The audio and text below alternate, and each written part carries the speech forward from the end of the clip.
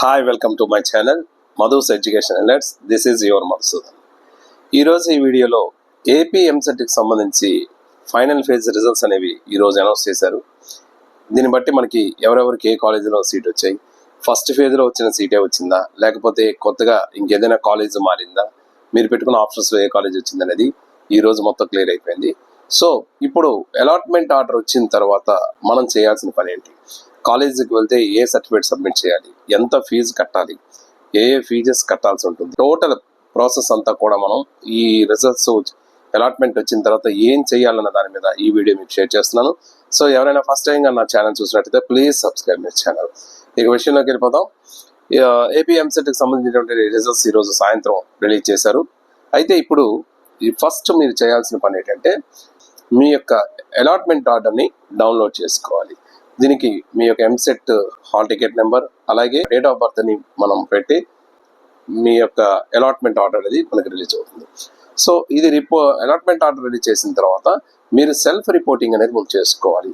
ఈ వెబ్సైట్లోనే self reporting చేసుకొని, self reporting ఒకటే కాకుండా కాలేజీకి వెళ్ళి మనం ఈ అలాట్మెంట్ ఆర్డర్ని ఇవ్వాల్సి ఉంటుంది.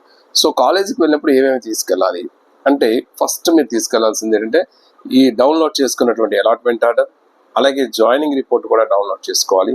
జాయినింగ్ రిపోర్టు, అలాట్మెంట్ ఆర్డర్ తీసుకున్న తర్వాత వీటితో పాటు ఆల్ ఒరిజినల్ సర్టిఫికేట్స్ మీరు which are used for the verification, certificate verification కోసం ఏవైతే ఉపయోగించారో ఆ సర్టిఫికేట్స్ ఒరిజినల్స్ అన్నీ కూడా ఇక్కడ మనం ఒరిజినల్స్ పట్టుకెళ్లాల్సి ఉంటుంది.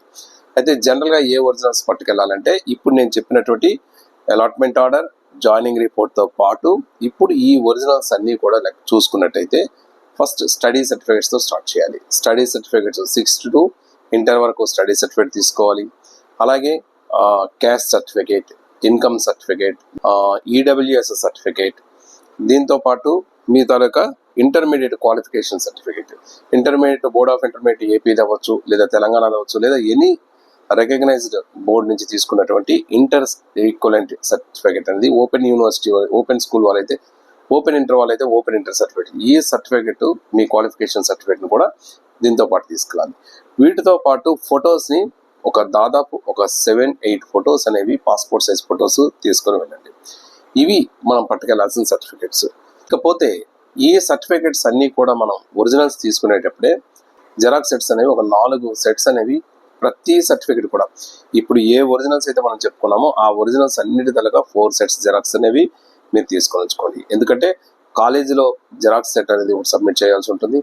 మీ దగ్గర సేఫ్ సైడ్ ఒక 2-3 సెట్స్ అనేవి ఉంచుకోవడం బెటర్. ఎందువల్లంటే మీరు ఒక ఎంప్లాయ్మెంట్ రిజిస్ట్రేషన్ చేసుకోవాలన్నా, లేదా ఫ్యూచర్లో మీకు ఏది అవసరమైనా కాలేజీలో ఉండే సర్టిఫికేట్ మీకు అనేది ఇవ్వడం చాలా కష్టం అవుతుంది.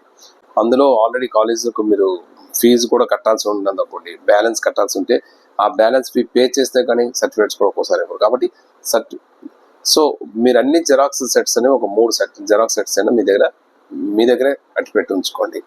ఇకపోతే వీటితో పాటు ఫీజెస్ కట్టాల్సి ఉంటుంది. సో ఎంత ఫీజు మీరు కట్టాల్సి ఉంటుంది అని ఒక్కసారి మనం చూద్దాం.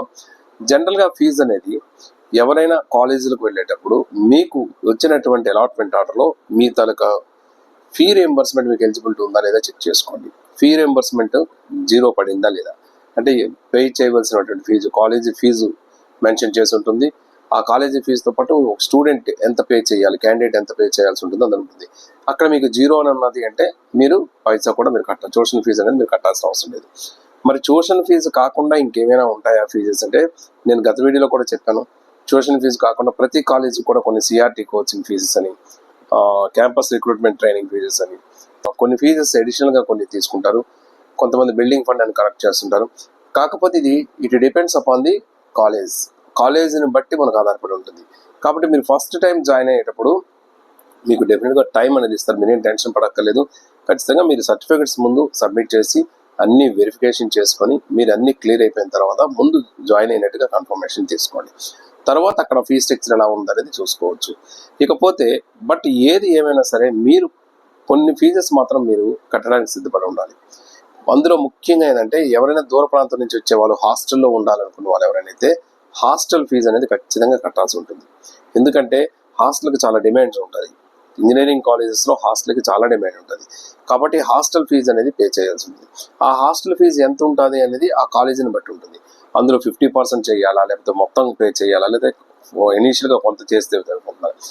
అలాగే హాస్టల్ ఫీజుతో పాటు ఎవరైనా హాస్టల్లో కాకుండా ట్రాన్స్పోర్టేషన్ చేయాలనుకున్న వాళ్ళు, కాలేజీ బస్సెస్లో ట్రాన్స్పోర్టేషన్ ఎవరైనా చేయాలనుకున్న వాళ్ళు ఆ ట్రాన్స్పోర్టేషన్ ఫీజు కూడా పే చేయాల్సి ఉంటుంది. మీరు దగ్గర ఉన్న మీ ప్లేస్ నుంచి కాలేజీకి బస్సెస్ తిరుగుతుంటాయి కాబట్టి కాలేజీ బస్సే అనుకున్నట్టయితే మాత్రం ఖచ్చితంగా దానికి ట్రాన్స్పోర్టేషన్ ఫీజు కూడా మీరు పే చేసి మీరు సీట్ అడ్వాన్స్గా మీరు పే చేయడం వల్ల మీకు కన్ఫర్మేషన్ అనేది వస్తుంది. వీటితో పాటు కొన్ని కాలేజెస్ వాళ్ళు కాలేజీలోనే యూనిఫామ్ కూడా ఇస్తారు. ఎవరైనా యూనిఫామ్ తీసుకోవాలంటే అది ఇంచుమించు ఒక 1500 to 2000 వరకు ఉంటుంది. యూనిఫామ్ కూడా మీరు అక్కడ తీసుకోవాలంటే అక్కడ తీసుకోవచ్చు. బట్ ఇవన్నీ కూడా కండిషనల్గా, అంటే ఆ కాలేజీని బట్టి డిపెండ్ అయి ఉంటుంది. కొన్ని కాలేజెస్ ముందు జాయిన్ అయిన తర్వాత కొంత టైం ఇచ్చి పే చేయమంటారు, కొంతమంది ఇందులో 50% అయినా పే చేయమంటారు. కాబట్టి దానికి సిద్ధపడి మీరు కాలేజీ జాయిన్ అవ్వడానికి మొదటిసారి వెళ్ళినప్పుడే ఒకవేళ ఎవరైనా పేమెంట్ తీసుకువెళ్ళకపోయినా ఎందుకైనా సేఫ్ సైడ్ కొంత అమౌంట్ పట్టుకొని వెళ్ళడం మంచిది. అక్కడ కొంత పే చేసి నెక్స్ట్ విత్ ఇన్ టైం ఇస్తారు, ఆ టైంలోనే మీరు పే చేసుకోవడానికి అవకాశం ఉంటుంది.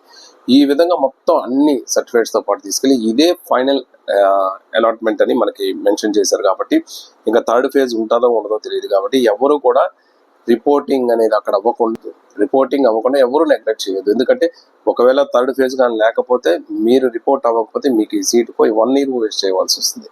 కాబట్టి ఫస్ట్ మీరు రిపోర్ట్ అనేది అవ్వండి. ఒకవేళ థర్డ్ ఫేజ్ గురించి ఎవరైనా ఎక్స్పెక్ట్ చేసిన వాళ్ళు ఉంటే థర్డ్ ఫేజ్ ఇప్పటికున్న ఇన్ఫర్మేషన్ బట్టి అయితే థర్డ్ ఫేజ్ గురించి ఇన్ఫార్మ్ చేయలేదు ఈ వీడియోకి సంబంధించి. ఇకపోతే దీనికి సంబంధించి మీకు ఇంకా ఏమైనా డౌట్స్ ఉన్నట్టయితే కామెంట్ బాక్స్లో పోస్ట్ చేయండి. తప్పకుండా నాకు తెలిసిన ఇన్ఫర్మేషన్ మీకు ఇస్తాను. Thank you so much for your watching. This is your Madhusudan. Thank you.